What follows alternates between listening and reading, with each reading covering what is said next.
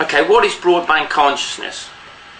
Well, 99.9 reoccurring 9% of personal development tells us that we're choosing. We can choose to be happy or we can choose to be sad. What if that is totally incorrect? Just suppose that we would always choose to be happy. We would always choose to be vibrant. We would always make a positive choice. What if every time that there's something negative happening, we're not choosing? That's what broadband consciousness is about. Broadband consciousness is about taking your life literally onto a different level. You do not change behaviour on the level of behaviour. You do not change the tide, what the tide you imagine within the sea, standing in the sea, the ocean. You do not change the tide by standing in the water. You have to go all the way to the moon. We know that. That's what would change the tide.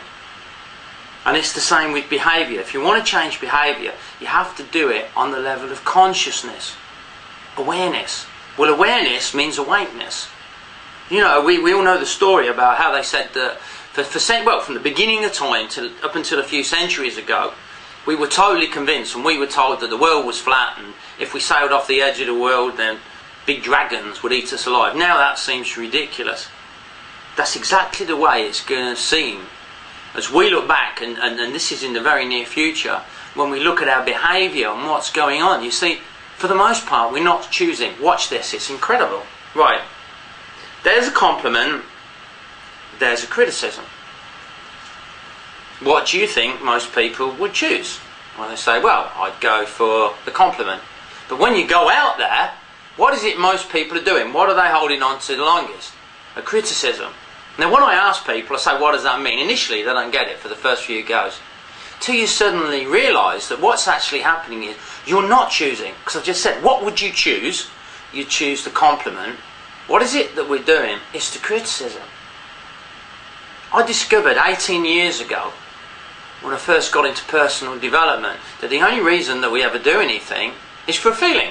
We want to feel good. We want to feel happy. We want to feel successful. We want to feel loved. We want to feel significant, safe and secure, whatever. They're all feelings. And where do these feelings come from? Well, they can only come from one place. They can only come from us. In other words, we are a powerhouse of feelings. We have all these feelings. Any feeling that you can ever imagine is inside you. You've got that. What I didn't know for years in personal development was, why is it then that if we already own the feelings that we want, that we long for, that we ache for, that's the bottom line to everything we do, why is it so difficult to access them? Which clearly it is. When you walk down the high street, you look at the faces of people, it's quite obvious that they're not always accessing the feelings that they would want to access. And only now can I answer that. The reason is that instead of choosing, we're reading from a script. Metaphorically, we're reading from a script. It's a script that was handed to us by our parents and our peers and our teachers. Guess where they got it from? Their parents, their peers and their teachers. So you say, well, is it a choice to read from the script? No, it isn't a choice, it's a reaction. You see, for most people, this is the scary bit. This is the biggie coming up now. They think they are the script. You see, we need a point of identity, a reference point, in order to know how to behave to any given situation that life may put our way. We've got to have a reference point. What broadband consciousness does, it challenges that reference point.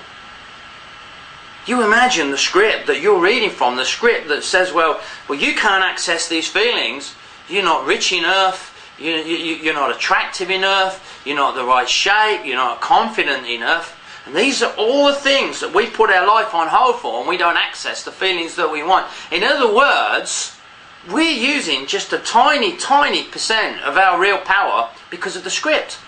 Now you imagine this script, if we were actually rewriting that script today. If you were writing a script that says how easy it is for you to access the feelings, you'd make it so easy to do all these things. So broadband consciousness takes people way, way past the script. Because you see, most people and most personal development is saying, oh, I need to change my script. I've got to change the script. You won't do it. You don't change the script. Whatever has happened, it's happened.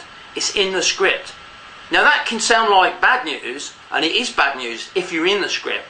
When you go beyond the script, that's where the magic happens. That's what broadband consciousness is about.